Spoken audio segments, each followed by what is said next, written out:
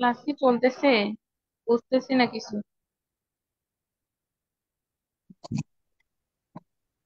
উম, চলতেছে না সম্ভবত। আমিও তো দেখতে পাচ্ছি না স্ক্রিনে। আর এখনো ক্লাস শুরু করে নাই। হ্যাঁ হ্যাঁ, এটাই হবে। ক্লিয়ার দেখা যাচ্ছে না। এখনো ক্লাস শুরু হয়নি। ভাই ভাই, স্যার এখনো ক্লাস শুরু করেন নাই, একটু হোল্ড করেন।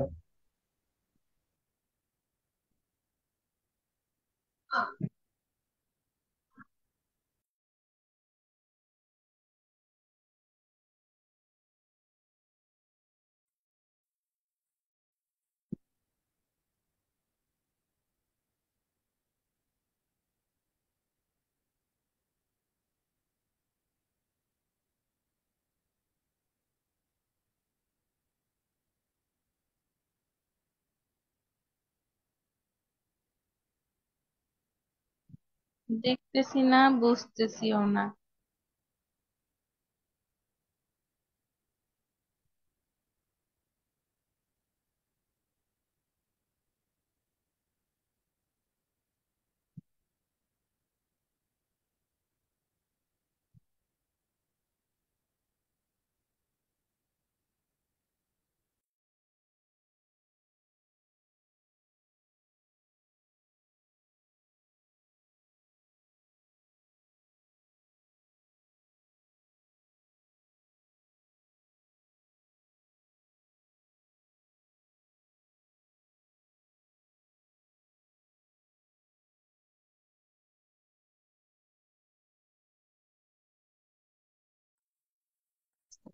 স্যার আসসালামু কেমন আলাইকুম আছেন? স্যার।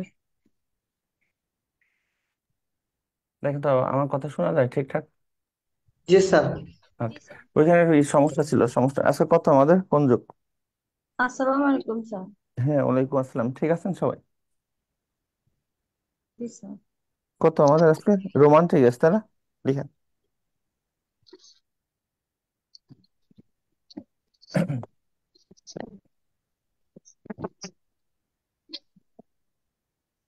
রোমান্টিক কাঠামো কত থেকে কত কাউন্ট হবে? লেকচার 9 না এখন? লেকচার 9 তো স্যার। লেকচার 9 না 19? 19 19 তো স্যার, 7টা বাজে। 19 স্যার, 19। স্যার 19-এর তাই? নাইন ক্লাস তাই তো স্যার। মাস্টার ক্লাসটা আজকে মানে তিনটার ক্লাসটা আজকে সকাল 10টায় হয়েছে, আর যে 7টার ক্লাসটা ওইটা এখন হইতেছে। ও ও, তাইলে ঠিক আছে। আমি জানতাম না এটা। আজকে লিখে এখন লেকচার 19, ঠিক আছে। 7টায় ক্লাস নাই আপনাদের আজকে দিনের জন্য। ঠিক আছে স্যার। লিখেন লেকচার 19। রোমান্টিক কাউন্ট হবে 1819, 1798 থেকে 1832।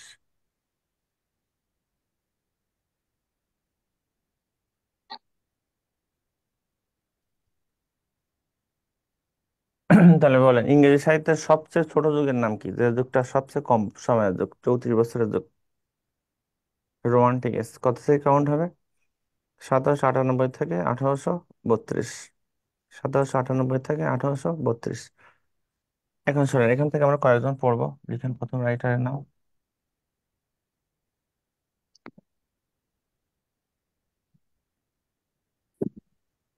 William Watson.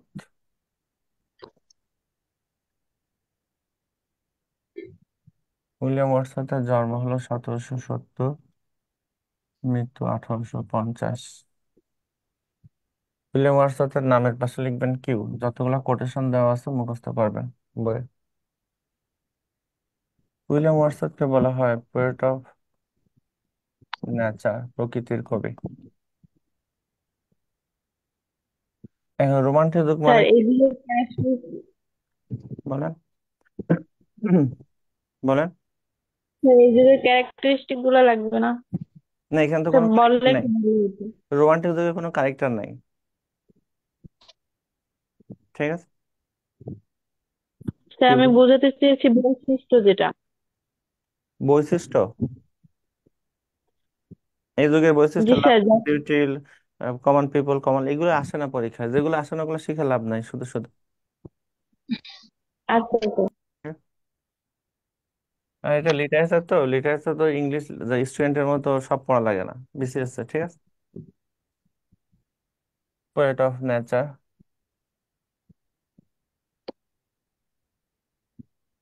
আপনাকে বলা হয় পোয়েট অফ চাইল্ডহুড, ছোটবেলার কবি।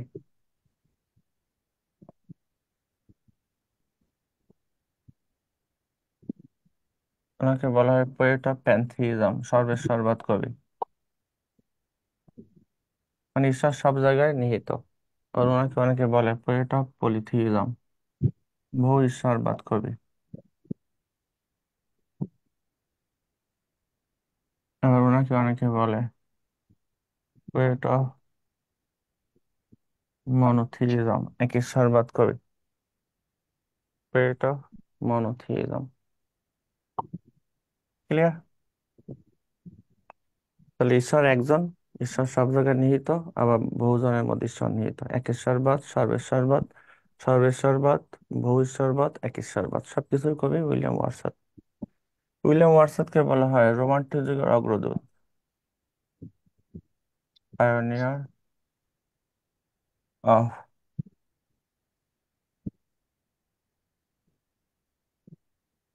Romantic movement.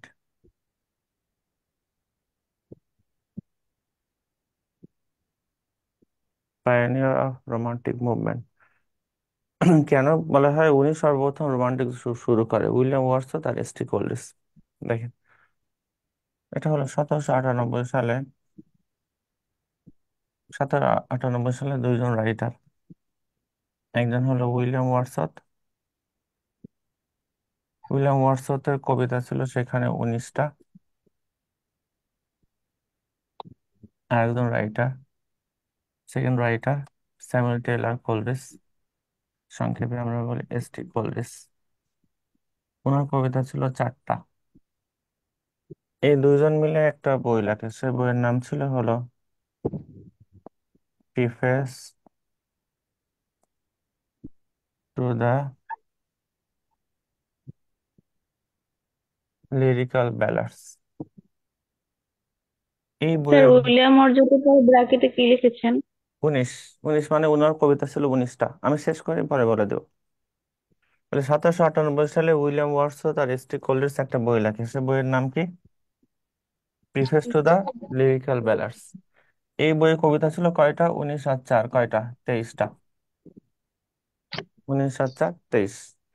তাহলে আবার মিলে 1798 সালে দুইজন রাইটার, একজন হলো উইলিয়াম ওয়ার্ডসওয়ার্থ, ওনার কবিতা ছিল 19টা। আর একজন হলো এস টি কলিন্স, ওনার কবিতা হলো 4টা। এই দুইজন রাইটার মিলে একটা বই লেখে, সে বইয়ের নাম কি ছিল? Preface to the lyrical ballads. Preface to the lyrical ballads, ballads কবিতা কয়টা? চেষ্টা। 23, 19 আর 4 23। এই বইয়ের মধ্য দিয়ে রোমান্টিক যুগের সূচনা হয়। তাহলে আবার বলেন, রোমান্টিক যুগ সূচনা করে কয়জন রাইটার? দুইজন রাইটার। দুইজন। প্রথম রাইটারের নাম কি? উইলিয়াম ওরসওয়ার্থ। উইলিয়াম ওয়ার্ডসওয়ার্থের কবিতা ছিল কয়টা? 19টা। সেকেন্ড রাইটার কে?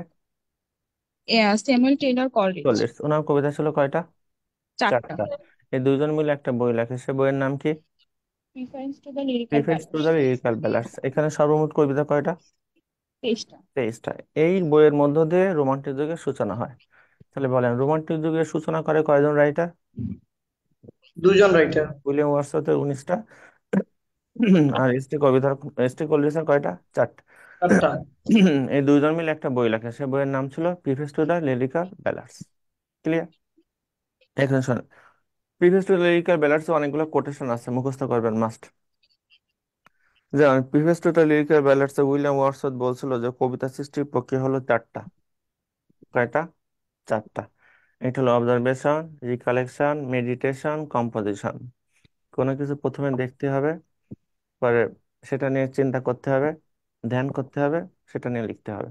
এখানে উনি বলছিল যে কবিতার সঙ্গে বলছিল যে poetry is the spontaneous overflow of powerful feelings.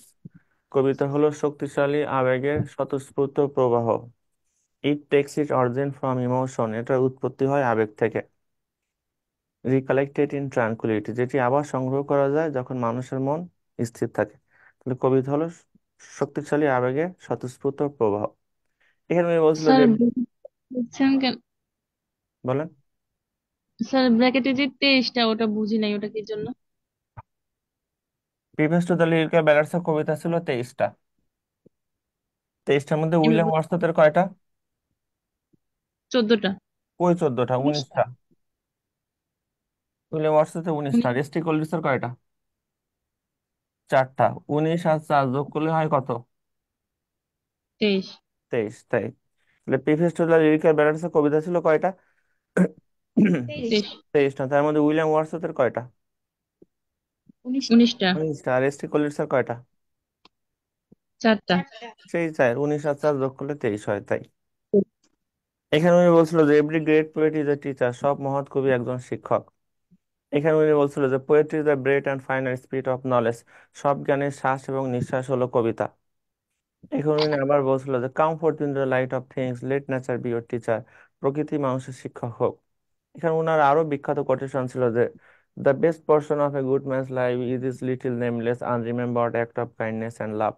একজন একজন মানুষের সবচেয়ে ভালো দিক হলো যে মানুষটা নীরবে নিভৃতে গোপনে কোনো কিছু দান করে বা ভালোবাসে। ঠিক আছে, তাহলে কবিতা সৃষ্টির প্রক্রিয়া কয়টা? 4টা। এখন উইলিয়াম ওয়ার্ডসওয়ার্থ পড়ালেখা করছে ক্যামব্রিজ বিশ্ববিদ্যালয়ে। কেমব্রিজ বিশ্ববিদ্যালয় প্রতিষ্ঠিত হয় 1209 সালে, অক্সফোর্ড 1168 সালে। কেমব্রিজ বিশ্ববিদ্যালয়ে উনি পড়ালেখা করছে ল এর উপর, আইনশাস্ত্রের উপর পড়ালেখা করেন। তো লিখতে পারেন তিনি কেমব্রিজ বিশ্ববিদ্যালয়ে আইনশাস্ত্রের উপর পড়ালেখা করেন। ক্লিয়ার কিনা? এখন শোনেন, কিন্তু উনি মারা যায় 1850 সালে। 1839 সালে মারা যাওয়ার 11 বছর আগে অক্সফোর্ড বিশ্ববিদ্যালয় তাকে সম্মানসূচক ডক্টর অফ ল উপাধি প্রদান করেন। কত সালে? 1839 সালে অক্সফোর্ড বিশ্ববিদ্যালয় তাকে সম্মানসূচক ডক্টর অফ ল উপাধি প্রদান করেন। তাহলে উনি মারা গেছে কত সালে? সরি, উনি পড়ালেখা করছে কোন বিশ্ববিদ্যালয়? Cambridge university. কেমব্রিজ। কোন বিষয়ের উপর? ল এর উপরে। ল। কিন্তু ডক্টর ওর ডিগ্রি দেয়, উপরে। হ্যাঁ, ডক্টর ডিগ্রি দেয় কোন বিশ্ববিদ্যালয়? Oxford Oxford university. ইউনিভার্সিটি। কত সালে? 1839 সালে। 39। কোন বিষয়ের উপর? Doctor of law. Doctor. Doctor of law. ঠিক আছে, doctor of law. Doctor of law. এখন মারা যাওয়ার 7 বছর আগে অর্থাৎ 1843 সালে তিনি রাজকবি নির্বাচিত হন, পোয়েট লরিয়েট। 1843 সালে রাজকবি নির্বাচিত হন। মারা যাওয়ার কত বছর আগে? 7 বছর আগে। মারা যায় কত সালে? 1850। 50। মারা যাওয়ার 7 বছর আগে অর্থাৎ কত, 1800 কত সালে? 43 সালে তিনি কি নির্বাচিত হয়? রাজকবি, পোয়েট লরিয়েট। এবং রাজকবি নির্বাচিত হওয়ার পর থেকে উনি মারা যাওয়ার আগ পর্যন্ত তার ভরণ পোষণের জন্য ব্রিটিশ সরকার তাকে প্রত্যেক মাসে 400 পাউন্ড ভাতা প্রদান করত। প্রত্যেক মাসে কত পাউন্ড ভাতা প্রদান করত? 400। 400। তাহলে আবার বলেন, উনি মারা যায় কত সালে? 1850। 50। মারা যাওয়ার কত বছর আগে? 1850 সাল। কত বছর মারা যাওয়ার কত বছর আগে উনি রাজকবি নির্বাচিত হন? 7 বছর আগে। 7 বছর আগে। তখন ব্রিটিশ সরকার তাকে প্রত্যেক মাসে কত দিত? 400 400 পাউন্ড। পাউন্ড। 400 পাউন্ড ভাতা প্রদান করতো। ক্লিয়ার? এটা মুছে ফেলাম। ওর একটা নাটক আছে, ড্রামা, একমাত্র নাটক, দ্য প্রিলুড। না, ড্রামার নাম ছিল হলো দ্য বর্ডারার্স।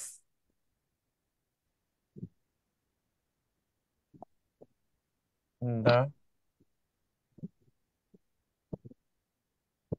বর্ডারার্স। একমাত্র নাটকের নাম কোনটা? দ্য বর্ডারার্স। দ্য বর্ডারার্স। ক্লিয়ার? মানে যারা পৃথিবীতে এক দেশ থেকে আরেক দেশের মাঝে বিভেদ তৈরি করে মানুষের মাঝে, সীমানা দিয়ে, প্রাচীর দিয়ে। উনি ওনার জীবনী লিখছে, ওনার আত্মজীবনী লিখছে কবিতার ভাষায়, লিখেন পোয়েট্রিক অটোবায়োগ্রাফি। অটোবায়োগ্রাফি মানে কি? আত্মজীবনী। Poetic autobiography. আত্মজীবনীর নাম কি ছিল? The prelude. প্রিলুডের আরেক নাম হলো growth of A pets mind.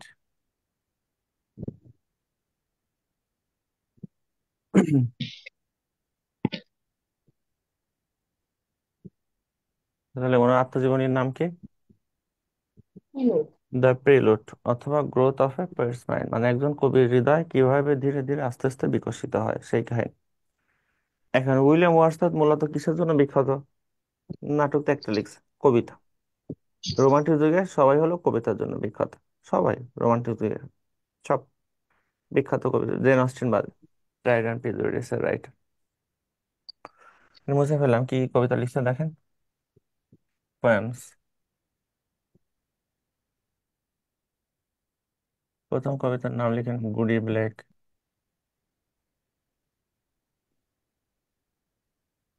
2 number the thorn. 3 number the idiot boy. 4 number Tintern বে।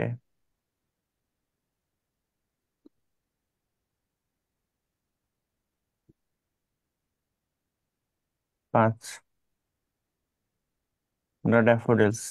ড্যাফোডিল নিয়ে আরো 2টা কবিতা আছে, আমি লিখে দিব। এই কবিতার এক নাম হলো I wandered lonely as a cloud. 5 the recluse. 6 the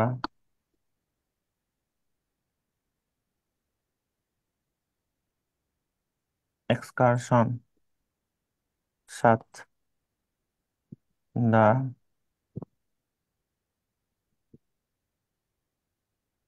solitary reaper.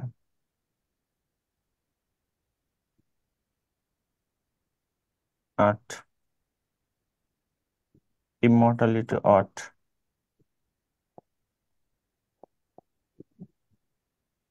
এই কবিতার আর এক নাম হলো intimations of immortality from recollection of early childhood. 9 my heart leaps up when I behold.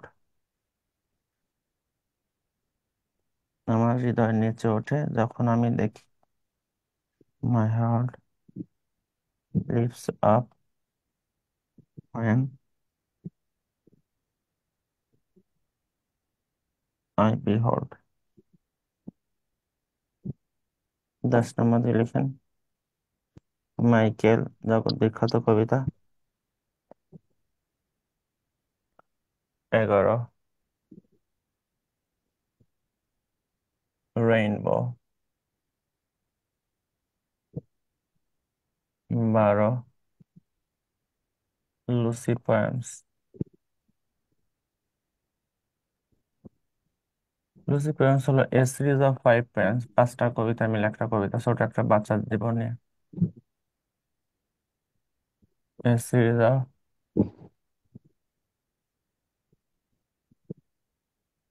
5 poems. 13 written in March. March মাসে রচিত।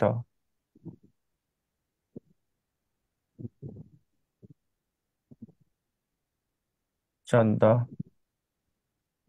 Rainbow. Rainbow তো লিখছে। Auto duty.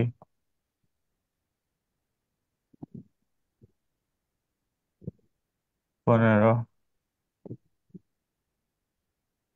টু দা কাকু বা কুকু।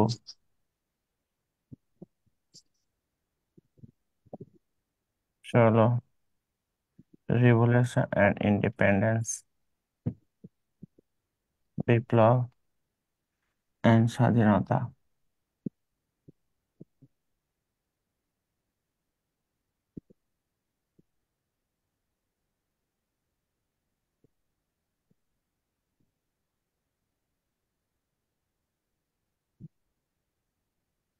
তুলছেন সবগুলো? না স্যার, এখনো তুলি নাই। লিখেন আস্তে আস্তে তোলেন।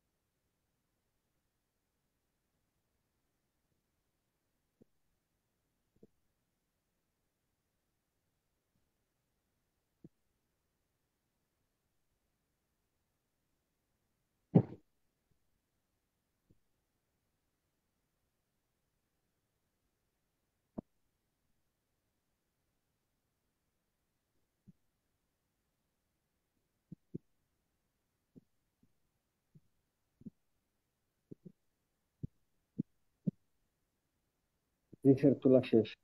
লিখছেন সবাই? এখন শোনেন, কয়েকটা ভেরিয়েশন আছে, জায়গা তো কম। ডট দ্য ড্যাফোডিলস এর পাশে লিখেন এখানে।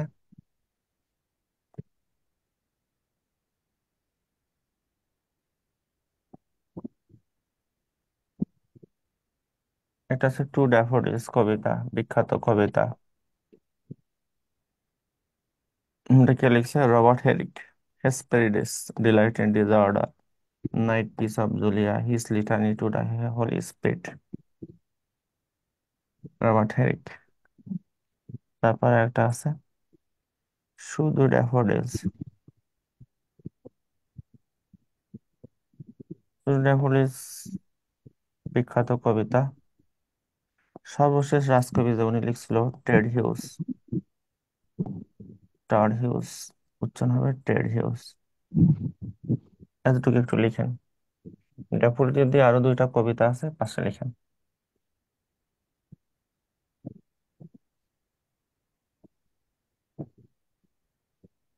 স্যার, এই চারটা কি লিখবো? কি লিখবেন মানে? এই দ্য ড্যাফোডিল কার কবিতা? The daffodils William Wordsworth. আর এটা, William Watson. Sir, William Wordsworth. আর এটার নাম হলো টু ড্যাফোডিলস, তার আগে টু আছে। টু ড্যাফোডিলস রবার্ট হেরিং, আর এটা হলো শুধু রবার্ট ড্যাফোডিলস। হেন্ট। শুধু ড্যাফোডিলস লিখছে টেড হিউস।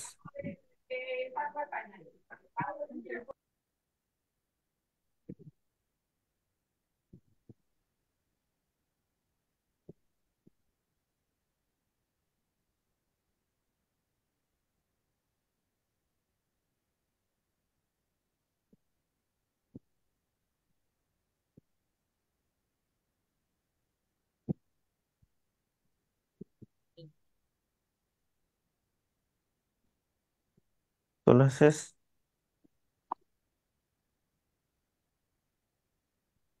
জি স্যার। এখন এখানে আমি একটু মুছে আমি একটু লিখবো, কারণ এটা হলো শুধু রেইনবো, আর একটা আছে দা রেইনবো।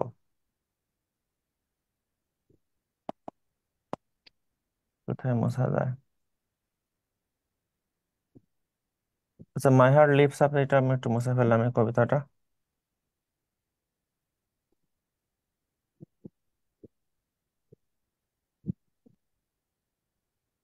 এটার নাম দেখছেন রেইনবো, তাহলে রেইনবো কার কবিতা? শুধু রেইনবো। শুধু রেইনবো কার কবিতা? Rainbow William William Watson. Wordsworth. আর আছে দা রেইনবো, এবার একটা দা আছে। দা রেইনবো জগৎ বিখ্যাত উপন্যাস, নোভেল। কার উপন্যাস? D S. Lawrence. Sons and lovers পড়া ইউনিভার্সিটিতে। David Herbert Richard Lawrence.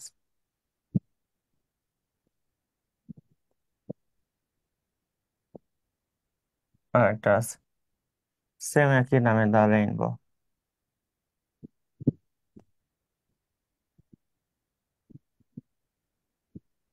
উপন্যাস এটাও। ওই উপন্যাসটা লিখছে একজন প্রথম আমেরিকান কোন মহিলা যে সাহিত্য নোবেল পায় 1938 সালে। ওনার নাম হলো পার্লেস বাক। পার এস বাক। দ্য গুড আর্থ উপন্যাসের জন্য এতটুকু ব্র্যাকেটে রাখবেন। তাহলে রেইনবো কবিতা হলো উইলিয়াম ওয়ার্ডসওয়ার্থের। দ্য রেইনবো দুইটা উপন্যাস, সেম একই নামে, একটা লিখছে পুরুষ, একটা লিখছে মহিলা। যে পুরুষ লিখছে ওনার নাম D S Lawrence, David Herbert Richard Lawrence, আর যে মহিলা ওনার নাম হলো পার্লেস বাক। পার্লেস বাক 1938 সালে সাহিত্য নোবেল পুরস্কার লাভ করে, প্রথম কোনো আমেরিকান মহিলা।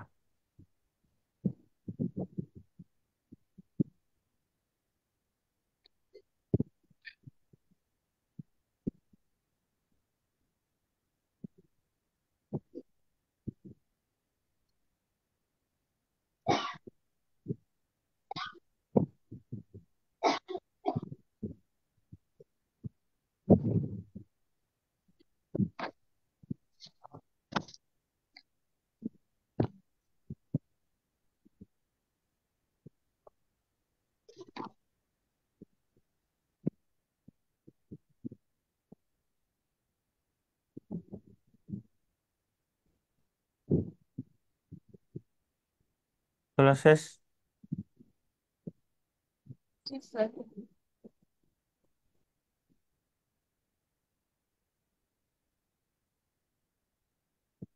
অল্প একটু গল্প শোনেন, আমি একটু গল্প বলি। যেমন টিনটা নেবের কবিতার থিম কি? উইলিয়াম ওয়ার্ডসওয়ার্থ তার বড় বোনের নাম ছিল ডরোথি। ডরোথিকে নিয়ে এই টিনটা নেবে হলো একটা মঠে ঘুরতে যায়। তো 5 বছর আগে ঘুরতে যায়, 5 বছর পর আবার ঘুরতে যায়, 5 বছর পরে গিয়ে দেখে যে টিনটন অ্যাবে আগের মতোই আছে। এখনো প্রকৃতির টিনটন অ্যাবে যে লেকের পানি সে কুলকুল শব্দ হয়, পাখিরা গান গায়, বিভিন্ন ফুল ফোটে। কিন্তু উইলিয়াম ওয়ার্ডসওয়ার্থের মন আর আগের মতো নাই। ঠিক আছে?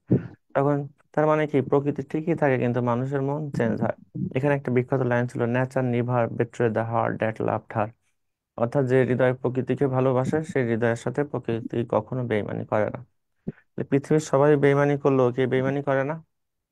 প্রকৃতি বেইমানি করে না। ঠিক আছে? দ্য ড্যাফোডিলস কবিতার আরেক নাম হলো I wandered lonely as a cloud. এই কবিতা অনেক সিমিলি আছে, মেটাফোর আছে।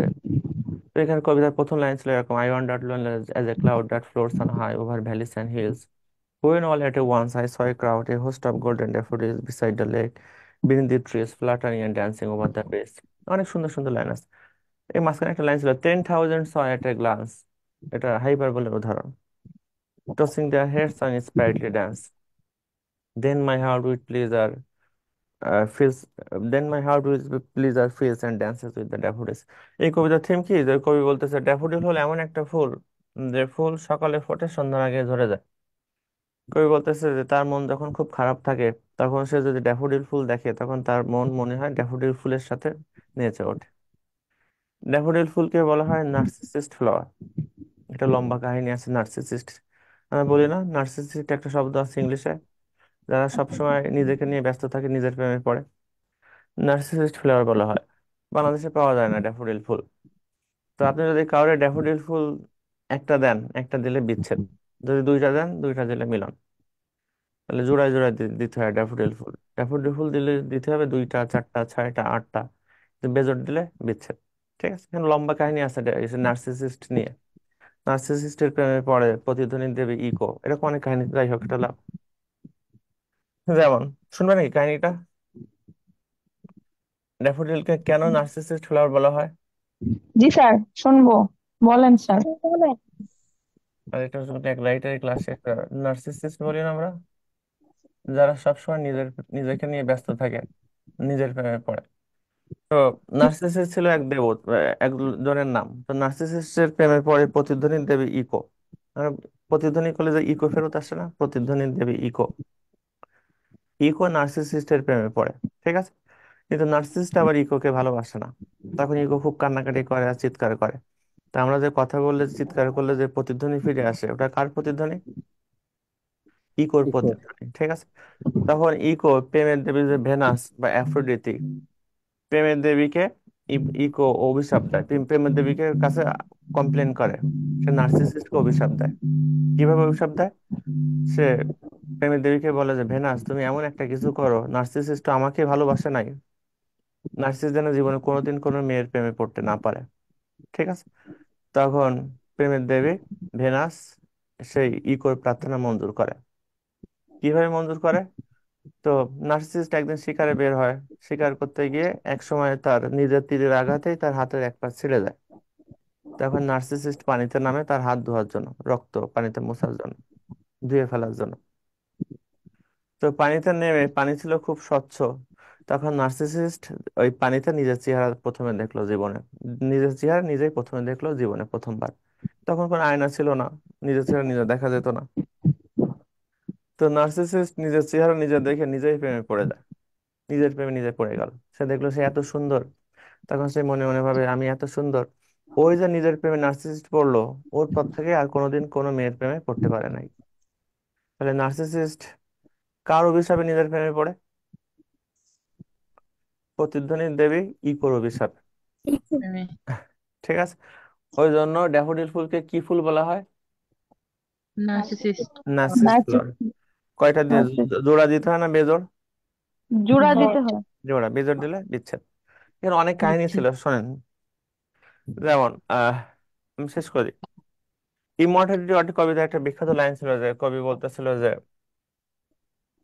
Two me the meanest play, কবিতার আরেক নাম ছিল হলো intimations of immortality from recollection of early childhood.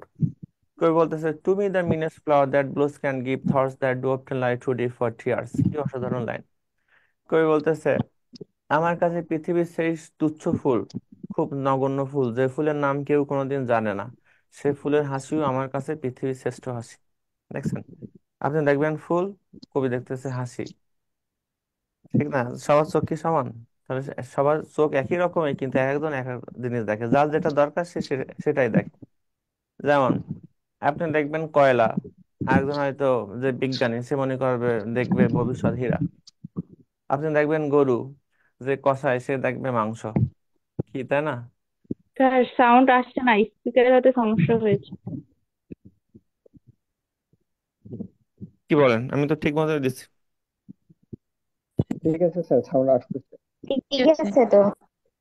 Sound শোনা যায় না? হ্যাঁ শোনা যায়। শোনা যায় স্যার। জি স্যার। সেতু সাহা শোনা যায় না? জি স্যার, শোনা যায়। শোনেন, এটা থাক, আমাদের আরো অনেক রাইটার আছে, কয়েকজন পরের রাইটারে যান তো। সরি, এখান থেকে মুখস্থ করবেন কয়েকজনের নাম: চিন্টন অ্যাবে, ড্যাফোডিলস, রিক্লুস, সলিসারিটি। যেমন সলিসারিটি পরে একটা বিখ্যাত লাইন ছিল যে the music in my heart I bore long after it was heard no more. অসাধারণ কোটেশন। ইমর্টালিটি লর্ড মাইকেল, মানুষের summary Michael, rainbow, Lucy poems, written in March, ode to duty, revolution and independence. এগুলো মুখস্থ করবেন।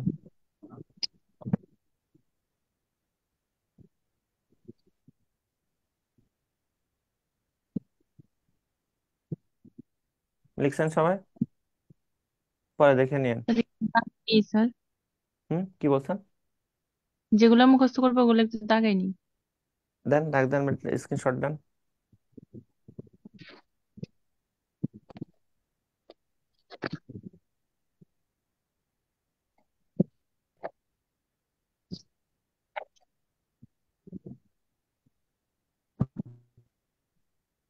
তোলা শেষ? Sir. Okay fine, আসুন পরে। Second writer লিখেন S T Coleridge, Samuel Taylor Coleridge. ওনাকে বলা হয় super natural poet.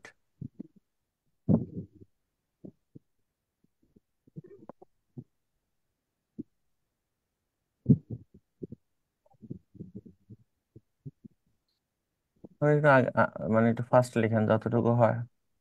Super natural poet. কেন সুপার ন্যাচারাল পোয়েট বলা হয়? উনি ন্যাচারাল জিনিসকে খুব সুপার ন্যাচারাল বানায় ফেলতে, সুপার ন্যাচারাল পোয়েট বলা হয়। ঠিক আছে। ওনাকে বলা হয় আফিমিটার। উনি ছোটবেলা থেকেই অসুস্থ ছিল। তো ওনার চিকিৎসার জন্য গাঁজা দেওয়া হতো। একসময় উনি আফিমের প্রতি আসক্ত হয়ে পড়ে, আফিমিটার। ঠিক আছে। চিকিৎসার জন্য আফিম দেওয়া হতো, আফিম অনেক দেশে বৈধ। তো একসময় খেতে খেতে আফিমের প্রতি আসক্ত হয়ে পড়ে, পরে উনি আর ছাড়তে পারে না বাকি জীবন, আফিমের প্রতি উনি আসক্ত ছিল। ঠিক আছে, ওই জন্য ওনাকে বলা হয় আর্কিমিটার। পরেরগুলো লিখেন। কি দিয়ে শুরু করবেন? লিখেন অনেকটা ক্রিটিসিজম রাইটিং আছে, সমালোচনামূলক গ্রন্থ। ক্রিটিসিজম রাইটিং গ্রন্থের নাম হলো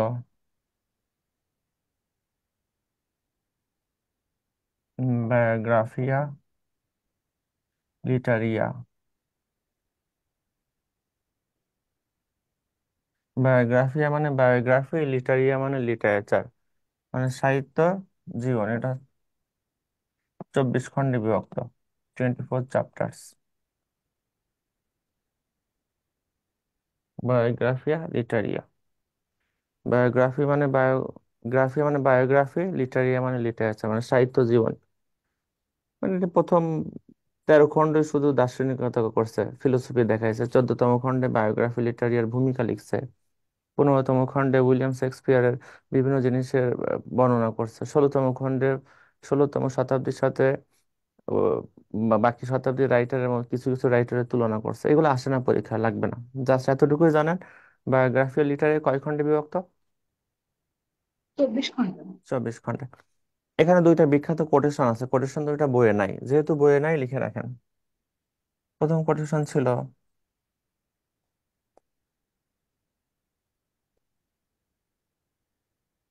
imagination is the soul of poetic genius. Imagination is the soul of poetic genius, অর্থাৎ কবিতা সৃষ্টির মূল হলো কল্পনা। কল্পনা না থাকলে কবিতা লেখা যায় না। 2 নম্বরে লিখেন, পোয়েট্রি ইজ দ্য, স্যার এটা কি বায়োগ্রাফি লিটারেচার কোটেশন? হ্যাঁ, বায়োগ্রাফি লিটারিয়ার কোটেশন আমরা লিখলাম, কারণ এই দুইটা কোটেশন বইয়ে নাই। পোয়েট্রি ইজ দ্য ফার্স্ট, যেগুলো আছে ওগুলো আমি লিখি নাই। Is the first and last of all knowledge, জীবনের প্রথম আর শেষ জ্ঞান হলো কবিতা। Full stop. পরের line, it is as immortal as the heart of a man. It is as immortal as the heart of a man. জীবনের প্রথম আর শেষ জ্ঞান কি? কবিতা। কবিতা মানুষের হৃদয়ে যেমন অমরণশীল, কবিতারও কোনো মৃত্যু নাই। কোন গ্রন্থের বিখ্যাত কোটেশন? Biography literature. বায়োগ্রাফিয়া লিটারিয়া। এটা কি কবিতা, গল্প না ক্রিটিসিজম রাইটিং? Criticism right. সমালোচনামূলক গ্রন্থ। কয় খণ্ডে বিভক্ত? 24 খন্ড। 24 খণ্ডে বিভক্ত। 24। 24, গুড। এটা মুছে দিব, কি বলেন?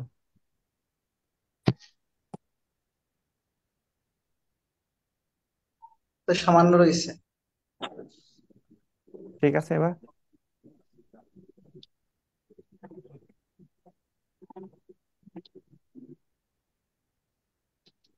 মুছে ফেললাম। জি। ওকে, ফাইন। এখন শুনুন, উইলিয়াম স্টিকলিস, উনি জীবনে একটা নাটকও লিখছিল উইলিয়াম ওয়ার্ডসওয়ার্থের মতো। উইলিয়াম ওয়ার্ডসওয়ার্থ একটা নাটক লিখছিল, দ্য বর্ডারার্স। উনিও জীবনে একটা নাটক ট্রাই করছিল, লিখছিল, বাট জনপ্রিয়তা পায় নাই। একমাত্র নাটকের নাম হলো জ্যাপোয়েলা। জ্যাপোয়েলা নাটক হলো উইলিয়াম শেক্সপিয়ারের দ্য উইন্টারস টেল নাটকের অনুকরণ।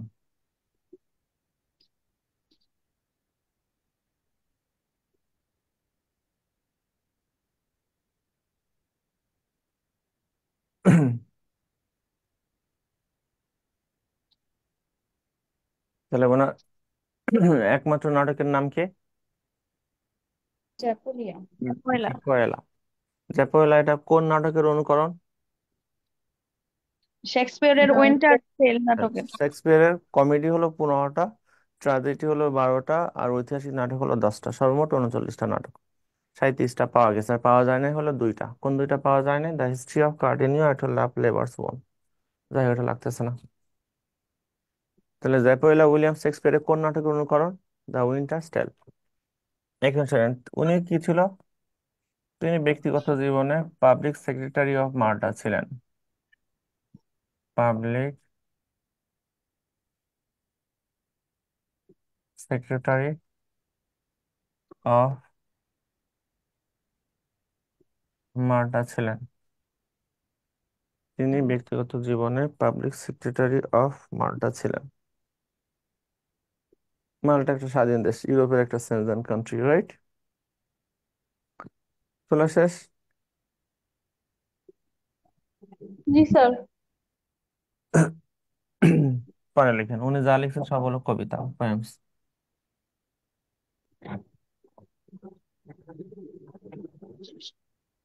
প্রথমটা দ্য ডে ড্রিম, দিবা স্বপ্ন।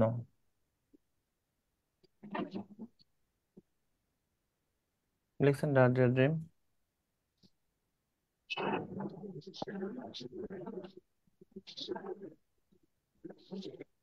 The devil's thoughts,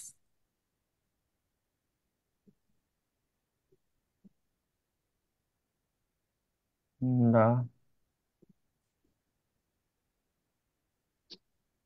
wanderings of Kane,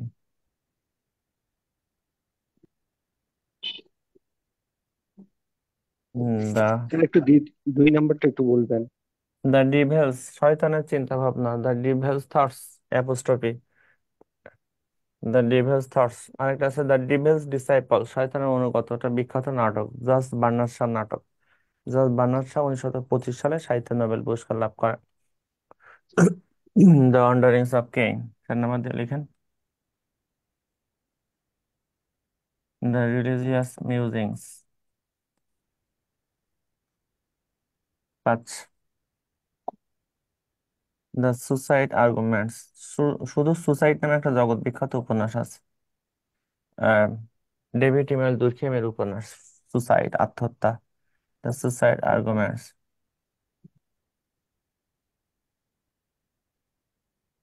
5 number. 6, the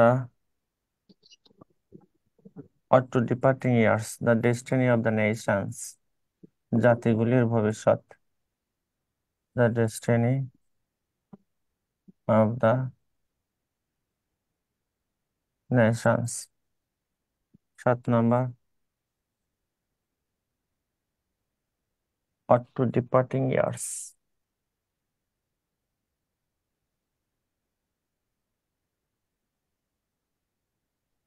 Audi বলে অনেকে। অটমান হলো এমন একটা কবিতা, প্রথমে শুরু হয় দুঃখ দিয়ে, লাস্টে শেষ হয় সান্ত্বনা দিয়ে, ওয়ান কাইন্ড অফ কবিতা। অডি বলে অনেকে। অর টু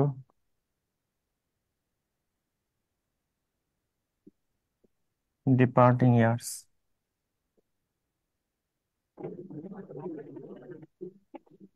8 নম্বর দিয়ে লিখেন, এটা জগৎ বিখ্যাত কবিতা, সব ইউনিভার্সিটিতে পড়ানো হয়। একজন বৃদ্ধ নাবিক অ্যালবার্টাস পাখি হত্যা করে, সেই কাহিনী নিয়ে। The rime of the,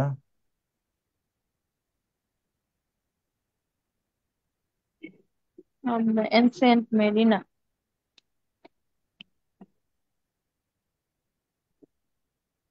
rime of the ancient mariner. 9 number.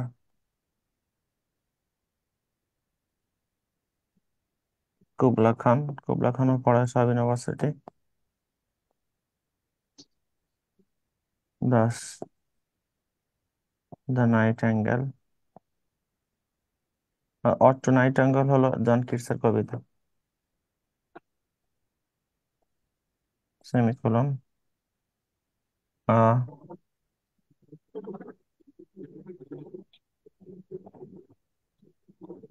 Conversation poem, the nightingale a conversation poem. 10। 11 number. Fears of সলিচুড।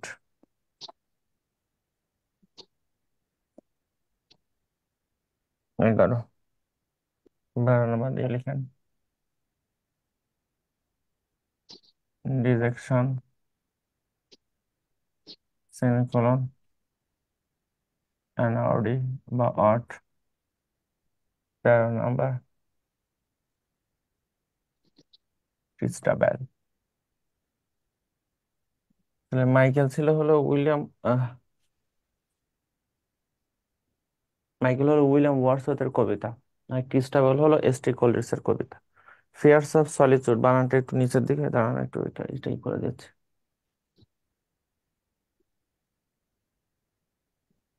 Last এটা দেখছেন, ফিয়ার্স অফ সলিচুড, নিঃসঙ্গতার ভয়, নিঃস্ব হওয়ার ভয়।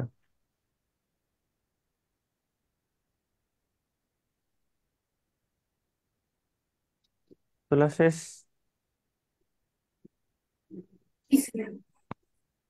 জি স্যার। আর এটা হলো ডিজেকশন অ্যান্ড অট ক্রিস্টাবেল। এখান থেকে মুখস্থ করবেন যারা সাজেশন চান, the rime of the ancient mariner, Kubla Khan. Fears of solitude, dejection and ode Christabel. এটা the destiny of the nations, ode departing years. এই কয়েকটা যারা পারেন সবগুলাই চোখ বুলাবেন মোটামুটি, কারণ প্রশ্ন আনকমন হলে আনকমন কবিতা, গল্প, নাটক এগুলাই দেয়। আর কমন হলে যেগুলো দাগ দিচ্ছে এগুলো থেকে আসবে, উইদাউট ডাউট, নিশ্চিত থাকে।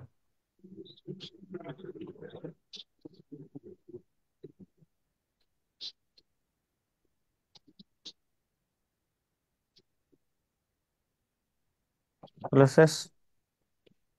জি স্যার। জি স্যার। তাহলে মুখস্থ করবেন কোনগুলা,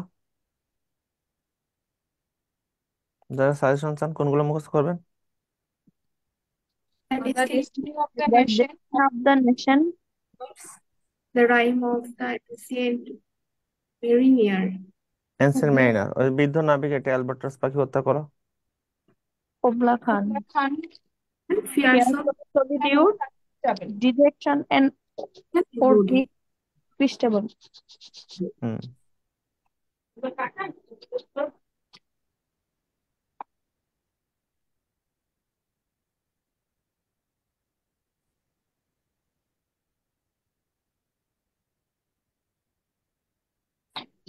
চলছেন সবাই? This Hatred. এবার আসেন, তাহলে এটা আমি মুছে ফেললাম পুরোটাই। এখন একটু গল্প শুনতে পারেন। দ্য ডেস্টিনি অফ দ্য, যেমন the rime of the ancient মেরিনারের কয়েকটা বিখ্যাত লাইন আছে, যেমন লাস্টের 4টা লাইনের উপর অনেকে পিএইচডি করে। এরকম যেমন হি prayed best, who laughed best, all things for great and small, for the dear God he loved and he loved us and made all. যে ভালোবাসতে পারে সে ভালো প্রার্থনা করতে পারে, ছোট বড় সবাইকে ঈশ্বর সৃষ্টি করছেন, তিনি আমাদের সবাইকে সমানভাবে দেখেন এবং সমানভাবে ভালোবাসেন। ক্লিয়ার কনসেপ্টটা? ঠিক আছে এটা? তাহলে এটা মুছে ফেললাম পুরোটা।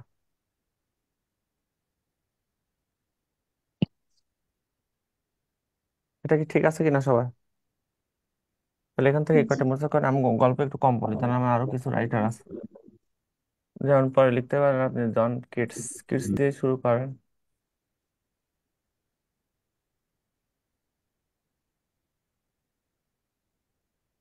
জন কিটসকে কি বলা হয়? পোয়েট অফ বিউটি, সন্ধ্যাদের কবি বলা হয়।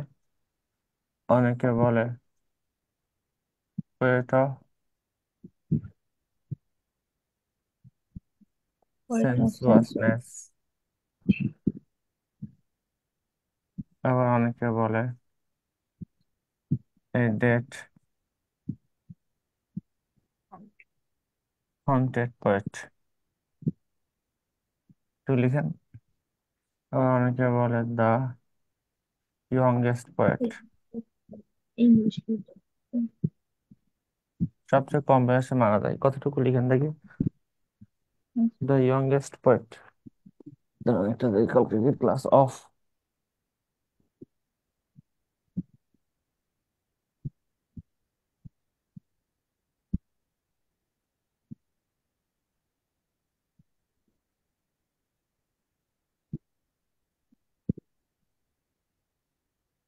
Next interview branch.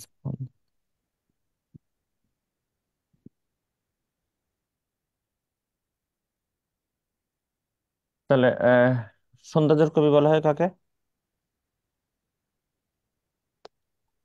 John Keats. John Kitts.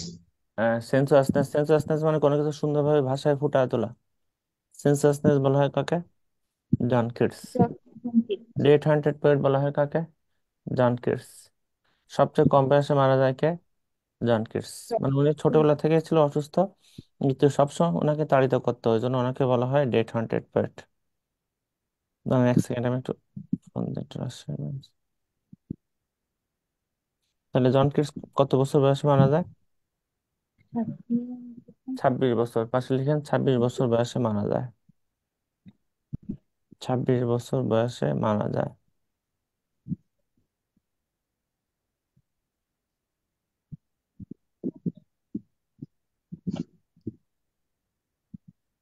লিখছেন 26 বছর বয়সে মারা যায়। জি স্যার। এটা ফোন দিলে সময় মতো পাওয়া যায় না।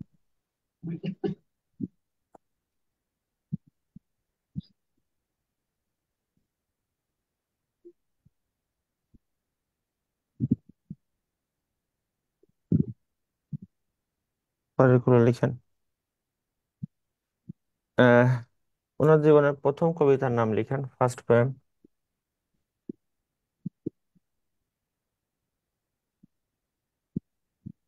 Imitation of Spencer.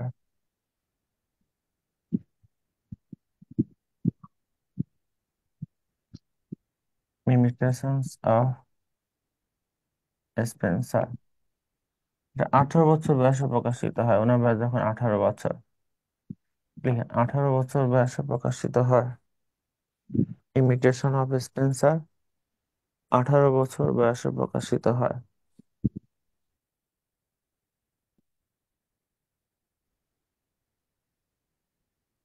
স্পেন্সার মানে এডমন্ড স্পেন্সারকে অনুকরণ করে যে কবিতাটা।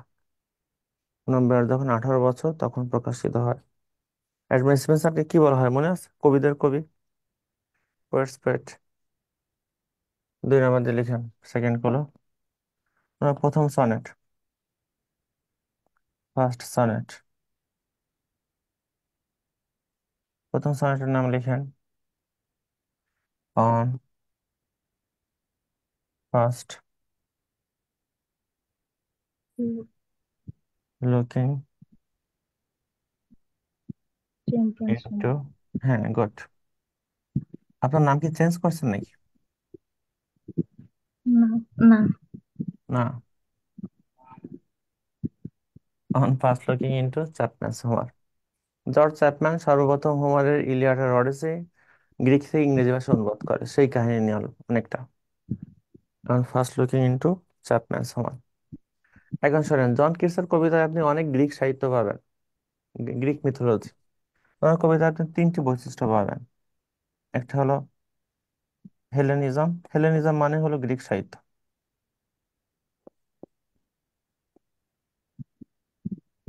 আর ওনার কবিতা অনেক হতাশাজনক কথাবার্তা পাবেন।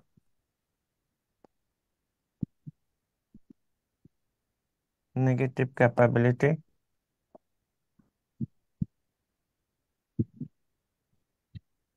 এন্ড, এবং আরেকটা পাবেন সেটা হলো এসকেপিজম, সবকিছু এড়ায় যাওয়া।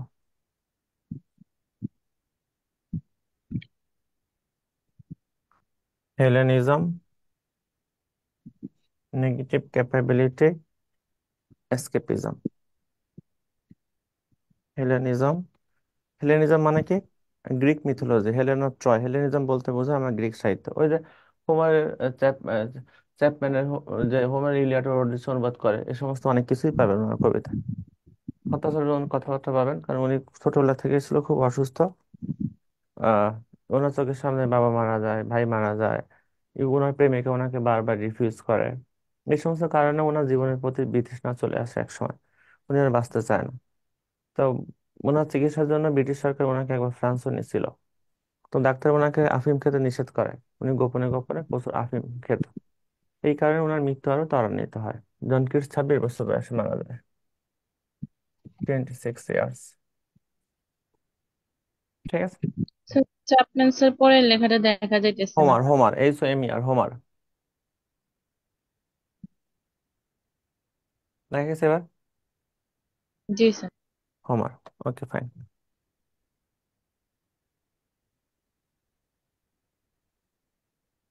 ওনার তিনটা কাব্যগ্রন্থ আছে পোয়েট্রি। একটা হলো এন্ডিমিয়ন, সূর্য দেবতা নিয়ে। দুই নাম্বার লিখেন হাইপেরিয়ন হলো সূর্য দেবতা। হাইপেরিয়ন। লামিয়া। হ্যাঁ, গুড। লামিয়া। লামিয়া কে ছিল? সর্পদেবী। পাশে লিখবেন সাপের দেবী, সর্পদেবী। ওই বেহুলা লক্ষিন্দরের মতো অলমোস্ট কাহিনী। সাপের দেবী বা সর্পদেবী। সর্বদেবী। সর্পদেবী, সাপের দেবী লামিয়া। ঠিক আছে, চলছেন সবাই? নামের পর জি স্যার। হ্যাঁ, নামের পর যে মানে ব্র্যাকেট কতটা কি লিখবো? বুঝে নাই। মানে লাস্টে 3 নাম্বারটা পরে ব্র্যাকেটে হচ্ছে কি লিখতে বলছেন স্যার? শুনি নাই আমি। হ্যাঁ, ব্র্যাকেট হলো সাপের দেবী লিখবেন, সর্পদেবী। লামিয়া ছিল সাপের সর্বদেবী। দেবী। LAMIA, সাপের দেবী বা সর্পদেবী। ঠিক আছে, জি স্যার। পরের ক্লুতে আসেন। ওনার কয়েকটা, এটা পোয়েট্রি মানে কি, কবিতা না কাব্যগ্রন্থ? কাব্যগ্রন্থ। হ্যাঁ, এবার আসেন কবিতা। কি কি কবিতা লিখছেন? ওনার অনেক জগৎ বিখ্যাত কবিতা আছে, পোয়েমস। প্রথম কবিতার নাম লিখেন আর অনে গ্রেসিয়ান আর্ন। দেন আমাদের লিখেন অর টু নাইট অ্যাঙ্গেল।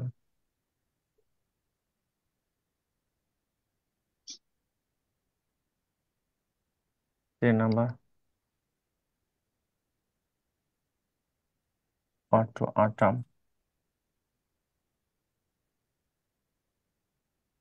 চার নাম্বার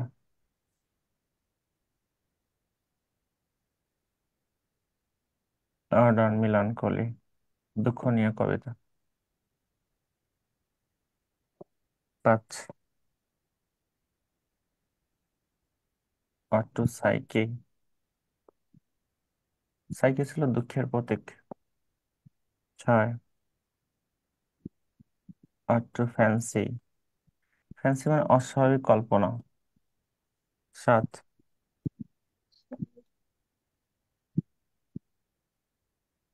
দ্য ইভ অফ। সাত নাম্বার দিয়ে লিখেন দ্য পার্ট অফ ব্যাসিল। ব্যাসিলের এক সেকেন্ড। শুদ্ধ ইসলাম। এখন ফোন দিচ্ছে,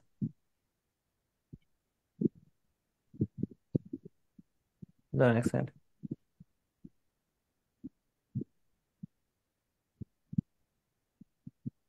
হ্যালো। হ্যাঁ, কালকে কি খবর?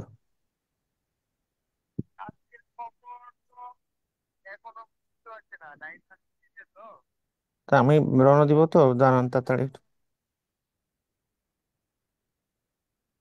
আচ্ছা, আমি একটু পরে ফোন দিচ্ছি। তাহলে আমি ক্লাসে ফোন দিচ্ছি, আমি পরে ফোন দিচ্ছি।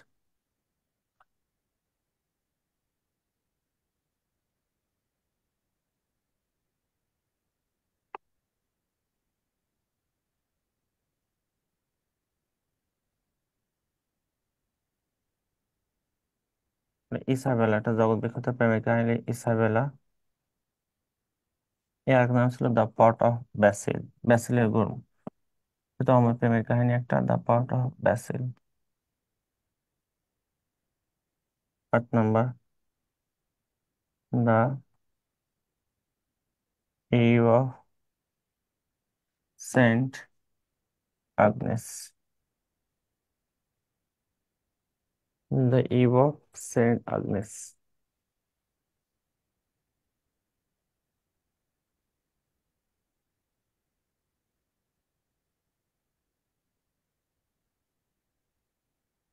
বলা শেষ? এখন স্যার, অর্ডনে গ্রেসিয়ান অনেকগুলো কোটেশন আছে যেগুলো বই দেওয়া আছে, মুখস্থ করার মাস্ট। যেমন প্রথম কোটেশন ছিল beauty is truth, truth beauty is না, truth beauty. Here melodies are sweet, but those unheard are sweeter. Therefore, a short price play one. তারপর আরো কোটেশন ছিল, যেমন a thing of beauty joy for ever, এগুলো সব অটনিক গ্রেসিয়ান কবিতার বিখ্যাত quotation. আন মানে হলো ভস্মদান, যে পাত্রে ছাই রাখা হয়। নাইট অ্যাঙ্গেল হলো যে পাখি, ভরত পাখি, যে পাখি রাতে গান গায়। এখানে কবি বলতেছে কি, শোনেন কি অসাধারণ dialogue. My heart aches and drowsy numbness pains my sense as though of hemlock I had drunk. কবি বলতেছে, আমি যখন নাইট অ্যাঙ্গেলের গান শুনি তখন আমার মনে হয় আমার শরীরের প্রত্যেকটা অনুভূতি অবশ হয়ে গেছে। আমাকে কেউ হিমলক পান করাইছে, আমি এখনই মারা যাব। মানে সে নাইট অ্যাঙ্গেলের গান শুনলে তার সমস্ত দুঃখ কষ্ট দূর হয়ে যায়। অটো আটাম, বিখ্যাত লাইন। আটাম মানে হলো শরৎ। বিখ্যাত লাইন ছিল, season of mist and mellow of fruitfulness, close bosom friend of the maturing sun. কেউ বলতেছে শরৎ হলো এমন একটা ঋতু, শরতে বিভিন্ন ফুল ফোটে, শরতের আকাশ সুন্দর, শরতে বিভিন্ন ফল আস্তে আস্তে বড় হয়। তার মানে এই কবিতা থিম কি, পৃথিবীতে প্রত্যেকটা ঋতুই গুরুত্বপূর্ণ, প্রত্যেকটা ঋতুই সুন্দর। এখানে একটা বিখ্যাত লাইন ছিল, where are the songs of spring, where are they think not of them though has the music too. কোথায় সে বসন্তের গান? সবাই বসন্ত পছন্দ করে, কিন্তু তুমিও তো বসন্তের চেয়ে কম না, তোমারও নিজস্ব কিছু সক্রিয়তা আছে। তার মানে পৃথিবীতে প্রত্যেকটা ঋতুই আলাদা, প্রত্যেকটা ঋতুরই নিজস্ব কিছু স্পেশালিটি আছে। ঠিক আছে। যেমন ইসাবেলা, এর আরেক নাম ছিল the pot of basil. Isabella হলো এই গল্পের নায়িকার নাম ইসাবেলা। সে এক ছেলেকে ভালোবাসতো, পরফিরো। তো ইসাবেলা দুই ছেলে আবার তার ওই প্রেমিককে পছন্দ করতো না। তার দুই ছেলে তার প্রেমিককে ডেকে নিয়ে চালাকি করে বনের মধ্যে হত্যা করে। তখন ইসাবেলা তার প্রেমিককে খুঁজে পায় না। ইসাবেলা খুঁজতে থাকে, পায় না। তো এক রাতে ইসাবেলা স্বপ্ন দেখতেছে যে তার প্রেমিক বলতেছে যে তোমার দুই ভাই আমাকে হত্যা করে আমার লাশ বনের মধ্যে লুকায় রাখছে। ইসাবেলা এটা দেখে সকালে ঘুম থেকে উঠে আস্তে আস্তে সে বনের মধ্যে গিয়ে তার প্রেমিকের লাশ খুঁজে পায়। খুঁজে পাওয়ার পরে সে তার প্রেমিকের গলার একটা শিরা বাসায় নিয়ে আসে। শিরা এনে এই ব্যাসিলের যে পট, ব্যাসিলের পটে তার প্রেমিকের গলার শিরা রাখে। সে মনে করে এই শিরা থেকে তার প্রেমিক আস্তে আস্তে জন্ম লাভ করবে। তো তার প্রেমিকা জন্ম লাভ করে না। তো ইসাবেলার দুই ভাই দেখে ইসাবেলার প্রত্যেকদিন পটের কাছে গিয়ে কি করে। তো ইসাবেলা যখন সরে যায়, একটু দূরে যায়, তখন তার দুই ভাই পটের কাছে গেলে দেখে তার প্রেমিকের সেই গলা কাটার লাশ। এটা পাবে প্রায়শ্চিত্ত। তাহলে ইসাবেলা যখন যায়, তখন ইসাবেলা দেখে তার প্রেমিকের শুধু শিরা, আর তার দুই ভাই দেখে গলা কাটা লাশ। তো এটা দেখে তার দুই ভাই ভয় পায়, ভয় পেয়ে বাসা থেকে বের হয়ে যায়, পালায় যায়। তাহলে শুধু থাকলো ইসাবেলা আর তার ওই প্রেমিকের গলার শিরা। ইসাবেলা এক পর্যায়ে বুঝতে পারে তার প্রেমিকার জন্মলাভ করবে না। তখন ইসাবেলা তার প্রেমিকের সাথে খাওয়া দাওয়া বন্ধ করে ইসাবেলা মারা যায়। তাহলে এখানে প্রেমের জয় না পরাজয়? পড়া যায়। না, এখানেও প্রেমের জয়। জয় সাহিত্য, হয়েছে তো। হ্যাঁ জয়। সাহিত্যে প্রেমের জয় হয় দুই ভাবে, মিলনেও জয় হয়, বিচ্ছেদেও জয় হয়। বিচ্ছেদে কখন জয় হয়? যদি ওই দুইজনকে আর কেউ না পায়। যদি ওই দুজনকে আর কেউ না পায় তাহলেও বিচ্ছেদে জয় হয়। ঠিক আছে। জি স্যার। পরে রাইটার যান, থাকবে না। T B. Shelley, Percy Bysshe Shelley.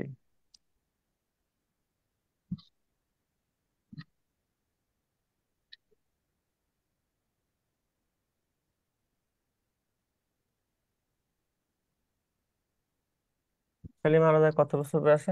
30 বছর বয়সে মারা যায়।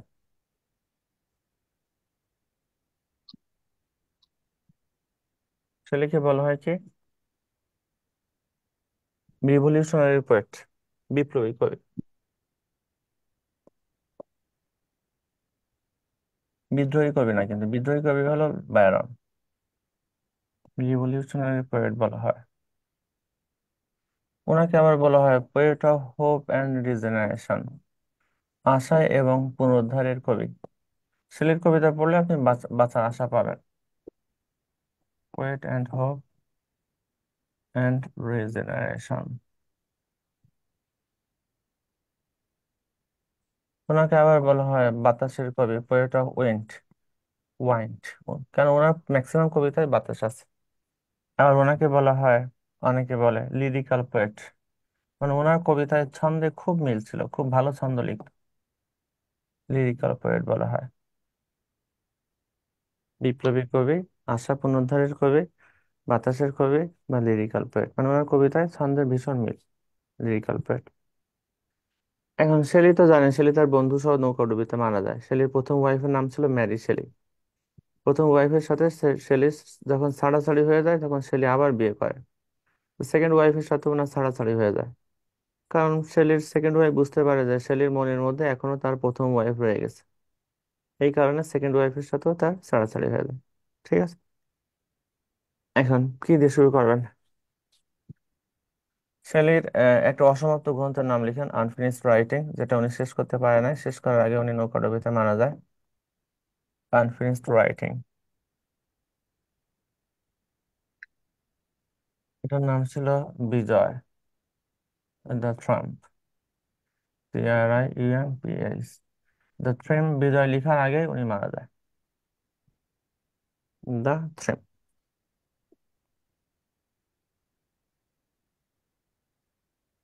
ঠিক আছে কিনা? দ্য থ্রেম, বিজয়, বিজয়টা শেষ করার আগে উনি মারা যায়। ঠিক আছে, এখন খেয়াল করেন তো শেলির পরের কাহিনী কি। ওনার প্রথম ওয়াইফের নাম লিখেন, ফার্স্ট ওয়াইফ, মেরি শেলি। কারণ কি, ওনার একটা জগৎ বিখ্যাত উপন্যাস আছে, মেরি, ওনার নাম ছিল হলো Mary Shelley.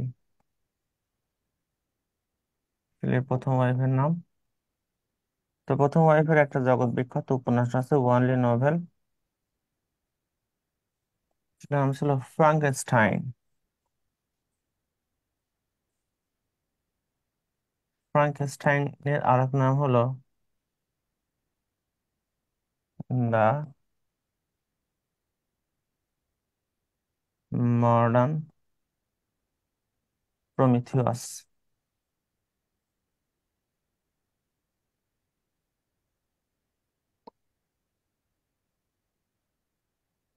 The modern Prometheus. Sir এটা কি মানে শেলির লেখা না ওনার না না, ফার্স্ট? ওনার ওনার ওয়াইফের লেখা, এটা ওয়াইফের, ওয়াইফের নাম, আর এটা ব্র্যাকেটে রাখেন।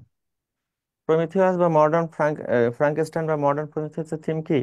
আজ থেকে প্রায় 200 বছর আগে শেলির ওয়াইফ এই উপন্যাসে বলছে যে মানুষ যদি অবিবেচক হয়, তাহলে মানুষের সৃষ্টির হাতেই মানুষের ধ্বংস হবে। যেমন পারমাণবিক বোমা কাদের তৈরি? মানুষের তৈরি, এই কারণে জীবন ধ্বংস হতে পারে অনেকের। ফেসবুক, হোয়াটসঅ্যাপ কাদের তৈরি? মানুষের তৈরি, এই কারণে অনেকের লাইফ ধ্বংস হয়। সেটাই সত্য কথা, অলমোস্ট বুঝে ফেললাম আমি। এটা লিখে আমি শেষ করে দিব। আপনাদের কালকে কি ক্লাস অনলাইনে? Math class. ম্যাথ, বুঝে ফেললাম, পরে আসেন। শেলির শেলির কি দিয়ে শুরু করবেন? ক্রিটিসিজম রাইটিং দিয়ে শুরু করেন, সমালোচনামূলক গ্রন্থ।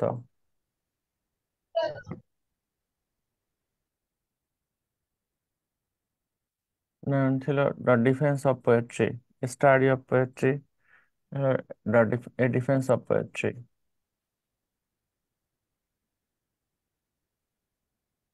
এটা কিন্তু ক্রিটিসিজম রাইটিং। এখানে উনি বলছিল যে poets are the unacknowledged legislators of the world. কবির হলো পৃথিবীতে অস্বীকৃত সংবিধান প্রণেতা। কবিরা যাই বলে তাই সংবিধান হওয়া উচিত। উনি কবি মানুষ তো বলবেই। ওনার একটা এলিজি আছে, এলিজি মানে শোকগাথা। ওনার একমাত্র এলিজির নাম কি ছিল? অ্যাডোনিয়াস। অ্যাডোনিয়াস হলো তার বন্ধু স্মৃতি উদ্দেশ্যে রচিত। বন্ধুর নাম কি ছিল? John Keats. জন কিটস 26 বছর বয়সে মারা যায়। কিটসের স্মৃতি উদ্দেশ্যে রচিত অ্যাডোনিয়াস। জন কিটসের স্মৃতির উদ্দেশ্যে রচিত।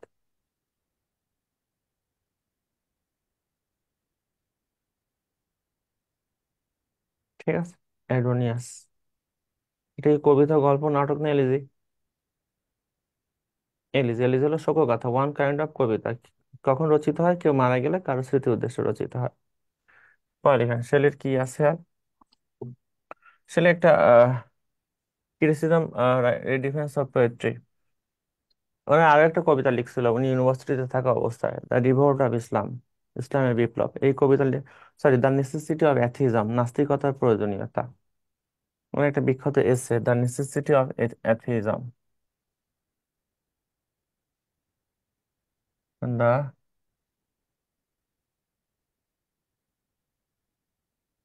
নেসেসিটি অফ অ্যাথিজম, নাস্তিকতার প্রয়োজনীয়তা। আজ থেকে প্রায় অনেক বছর আগে, 300 বছর আগে, একটা ধর্মের বিরুদ্ধে লেখা।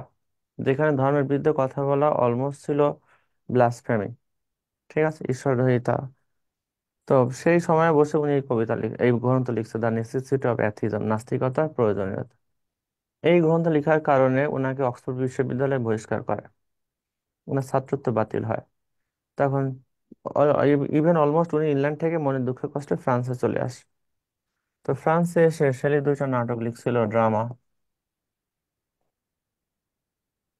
প্রথম নাটকের নাম ছিল প্রমিথিয়াস আনবাউন্ড।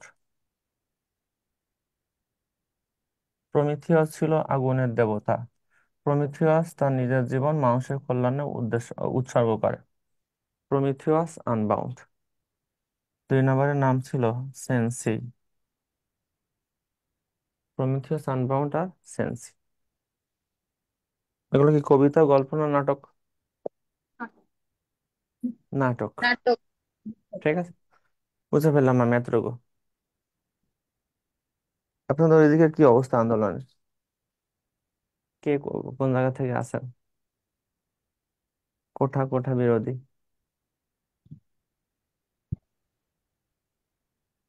স্যার আমি স্বপ্ন সিং সিলেট থেকে বলছিলাম। আপনাদের ওইদিকে কি অবস্থা? স্যার আমি বুঝতে পারিনি, সরি। আপনাদের কোঠা বা কোঠা বিরোধী আন্দোলন কতটুকু? স্যার আমি তো আসলে আহ, স্যার আমি সিলেট থেকে বলছি, যাদব বলতেছি। হ্যাঁ। স্যার আন্দোলন তো চলছে স্যার, গতকালকে তো স্যার কোটা বিরোধী আন্দোলনে সাস্টের সামনে স্যার, শাহজালাল ইউনিভার্সিটি প্রচুর মানে ঝামেলা হয়েছিল, এখানে ছাত্ররা রাস্তা ব্লক করে রাখছিল, ওগুলো হয়েছে স্যার। এগুলা স্যার আমি স্যার পক্ষে আছি স্যার কোটা আন্দোলনের। স্যার রংপুর থেকে বলছিলাম, ক্লাস করা অবস্থায় আমি শুনলাম যে রংপুরে একজন নাকি মারা গেছে। হ্যাঁ, আমি ফেসবুকে দেখলাম রংপুরে বেশ মারামারি হয়েছে, স্টুডেন্টের সাথে পুলিশের রাবার বুলেট জি স্যার। নিক্ষেপ করছে, তাই তো দেখলাম। স্যার ওইটা কি একজন মারা গেছে। ওইটা কি কতটুকু এটা কি গুজব না সত্য? না স্যার, আমি ক্লাস করা অবস্থায় শুনলাম, তো এখন ইয়ে না, নিশ্চয়তা না। এটা কি মডার্নের মোড়ে হচ্ছে? জি স্যার, মডার্ন আর পার্কের মোড়ে ওদিকেই হচ্ছে, আর কেমন? মানে ভার্সিটি ক্যাম্পাসে আমি পার তো হয়ে। রংপুরে প্রত্যেক মাসে যাই ক্লাসে, রংপুর রাজশাহী, এজন্য এদিক খবর ভালোই জানি। ঠিক আছে, লিখেন। আর কি করা।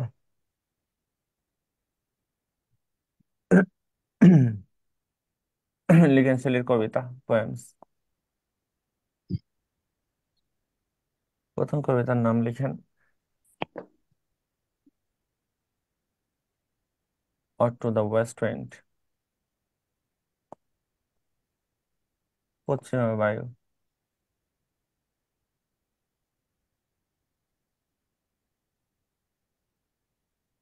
দুই নাম্বার, টু এ স্কাইলার্ক, ভরত পক্ষী। তিন নাম্বার, দ্য ক্লাউড। চার নাম্বার, ওজাইমান্দিয়াস, এটা কিছু ইউনিভার্সিটিতে পড়ায়। Ozymandias, my name is Ozymandias, king of kings. পাঁচ নাম্বার, অ্যালাস্টার। অ্যালাস্টার মানে আত্মজীবনী, autobiography. Fear not the future, weep not for the past, জগৎ বিখ্যাত কোটেশন। ছয় নাম্বার লিখেন কুইন ম্যাপ।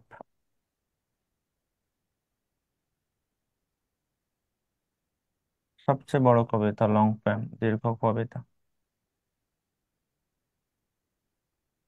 সাত।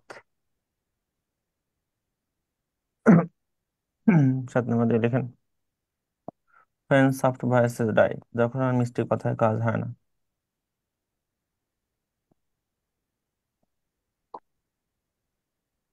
when soft voices die। আরেকটা ছিল the two voices, Alfred lord টেনিসনের কবিতা। আট নম্বর দিয়ে লিখেন দ্য মাস্ক অফ অ্যানার্কি, অরাজকতার মাস্ক। সব জায়গায় অরাজকতা ছিল, আছে, থাকবে। The mask of anarchy. নয় number, the revolt of Islam, ইসলামের বিপ্লব। The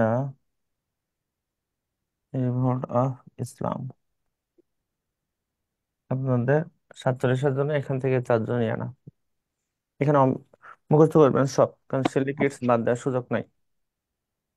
When soft voices die, the mask of anarchy, the remote of ode to the west wind, west wind মানে হলো পশ্চিমা বায়ু। এই কবিতায় শেলি বলছিল যে ঝড় শুধু ধ্বংস করে না, ঝড় কিছু সৃষ্টিও করে। যে ঝড় হলে কি হয়, পুরানো পাতাগুলো ঝরে যায়, জমিতে ধানের চারাগুলা খুব বীজগুলা খুব মাটিতে ভালো মেশে, ঠিক না? ও এখানে একটা বিখ্যাত কোটেশন ছিল, ও লিভ me as a leaf a cloud, I fall upon the thorns of life, I bleed. দেখো বিখ্যাত ডায়রা। আমি জীবনের দুঃখ কষ্টের মধ্যে দিয়ে পড়ে গেছি, আমি প্রত্যেকদিন রক্তাক্ত হই, ঠিক না? If winter comes can spring be far behind, যদি শীত আসে বসন্ত কি দূরে থাকে? এই কবিতার নাম টু স্কাইলার্ক, বইয়ে মনে অড আছে, অড হবে না। কবিতার নাম হলো শুধু টু স্কাইলার্ক, ভরত পাখি, যে পাখি আকাশে গান গায়। এখানে একটা বিখ্যাত লাইন ছিল, sorry, ode to the west ইন্ডিয়ার কয়েকটা লাইন ছিল যে we look before and after and pine for what is not, our senses laughter with some pain is fraught, our sweetest songs are those that tell of our saddest thoughts. কি অসাধারণ কথাবার্তা! সেটা বলতেছে আমরা সামনে তাকাই, পিছনে তাকাই, ডানে তাকাই, বামে তাকাই, এবং যে জিনিসগুলো আমাদের নাই সেই জিনিসগুলো নিয়ে আমরা দুঃখ প্রকাশ করি। আমাদের প্রিয় গান সেইগুলি যেগুলি দুঃখের কথা বলে। এটা সত্য কথা। পিসকায় লাগ, ভরত পাখি, যে পাখি আকাশে গান গায়। এখানে একটা বিখ্যাত লাইন ছিল, কবি বলতেছে ভরত পাখিকে, যে পাখিকে বলতেছে যে teach me half the gladness that the brain must know, such harmonious madness from my lips would flow, the world should listen then as I am listening now। কবি বলতেছে যে ভরত পক্ষী, তুমি এত সুন্দর করে গান গাও, এই গানের অর্ধেক তুমি আমাকে শেখাও।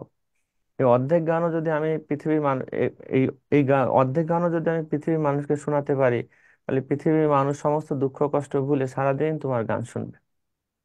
চিন্তা করেন কবির চিন্তা ভাবনা কি। এটা পাখিকে বলতেছে যে পাখি, তোমার গানের অর্ধেক আমাকে শেখাও, কারণ পুরোটা শিখলে তো তোমার অস্তিত্ব আমি নিয়ে যাব।